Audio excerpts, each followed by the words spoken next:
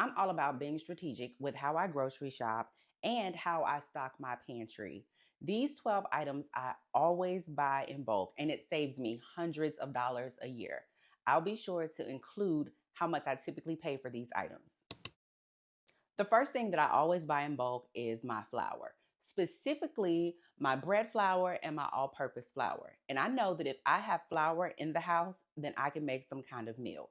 But I'm very specific about what I buy in bulk because I also use whole wheat flour and I use rye flour, but I don't use them enough to justify the price of buying them in bulk. So I only buy in bulk the things that I use all the time in high volume.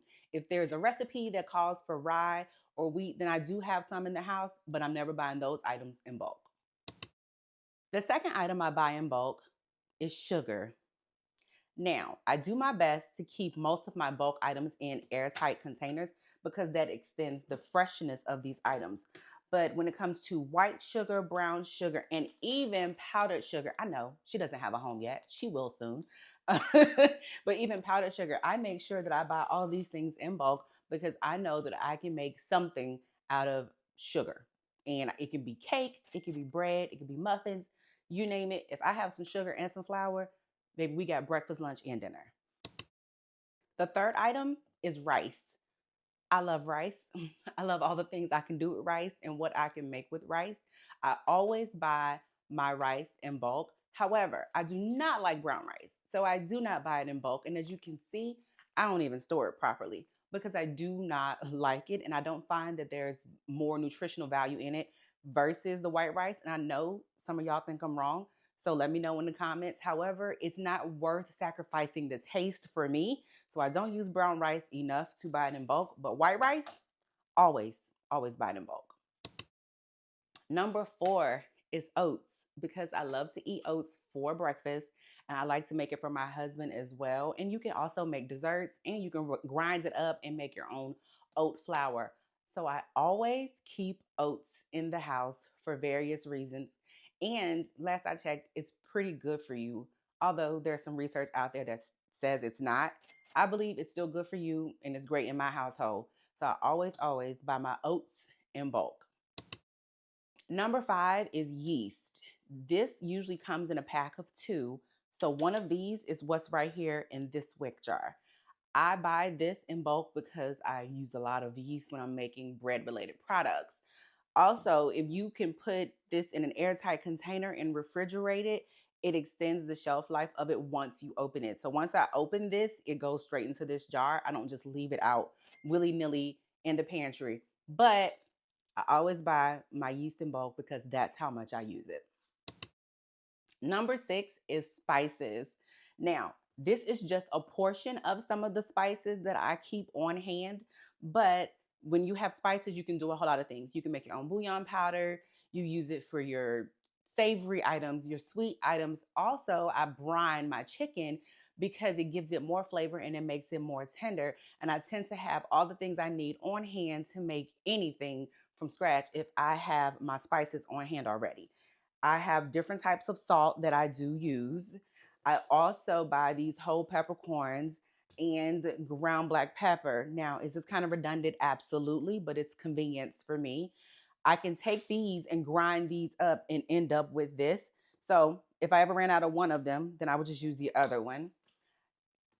Garlic, because who doesn't love garlic powder? And bay leaves. But this, again, is just a small fraction of what I keep in the house.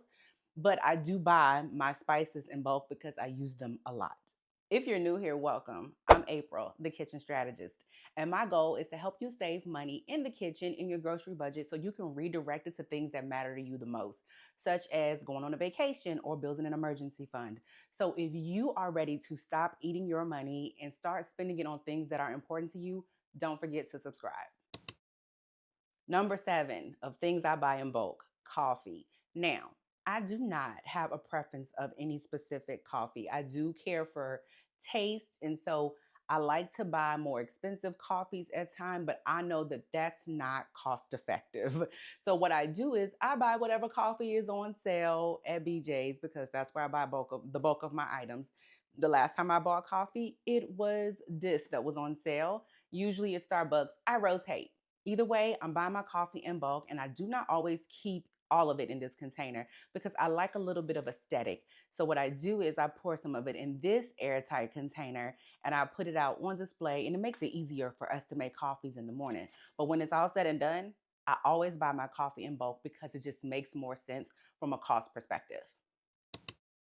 Item number 8, butter.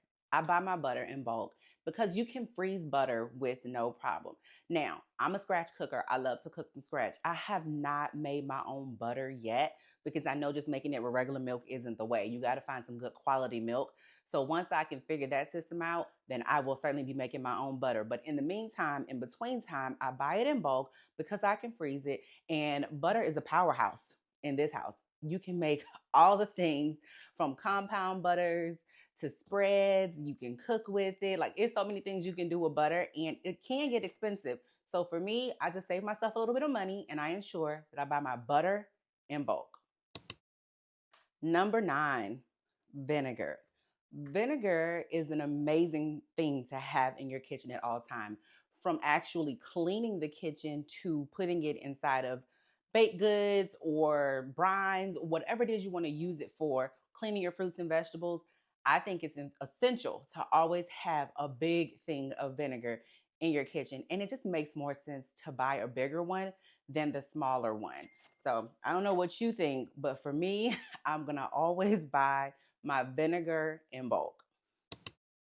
Number 10, baking soda. We got baking soda. It is also great for cleaning fruits and vegetables and just cleaning other things in the house too. A lot of the times when I have stubborn stains and greases on things, I just rub a little baking soda paste on it and then leave it for a little bit and come back and clean it.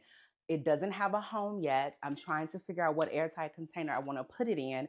However, I always buy my baking soda in bulk just because I use so much of it and it just makes sense to my financial budget. Number 10. Now, this is not a food item, but it goes hand in hand with the kitchen. I don't know about you, but we need grocery bags in our kitchen. So when I'm in the stores, I tend to buy these in bulk as well, unless it's we're in a last minute pinch because maybe we ran out of bags and somebody didn't tell me we didn't have bags. But for the most part, I'm going to buy my grocery bags in bulk all the time because you end up spending like 14 or 18 cents per bag when you buy them in bulk versus what the traditional 50 cents to $1 bag, depending on where you buy them from. So it just makes more sense for me to have bulk grocery bags in my kitchen at all times. And we have officially made it to number 12, which is our last item. So if you haven't subscribed, please make sure you do subscribe if you are interested in ways to stop eating your money.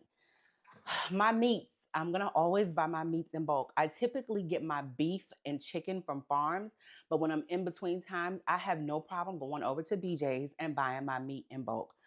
I buy bacon that usually comes in 3 packs, and as you can see, these are frozen. This one's about to thaw out, so I got to get it back in the freezer. But these are frozen. I buy them and I throw them right in the freezer. I will buy whole chickens and break them down, and my handy dandy food saver takes the air out of them and keep them fresh for a very long time in the freezer. And I do the same thing with beef. If it's beef that I haven't gotten from the farm, it will look like this because I mean I had to buy it from BJ's, break it down and freeze it based on what I need, or even sometimes I buy my beef from the fresh market because it's cheaper certain days of the week. But when it's all said and done, I always buy my meats in bulk. So there you have it, my 12 favorite things to buy in bulk always. And that is not an exhaustive list. There are other things. But anyways, tell me in the comments, what are some of the things that you tend to buy in bulk and how much money is it saving you?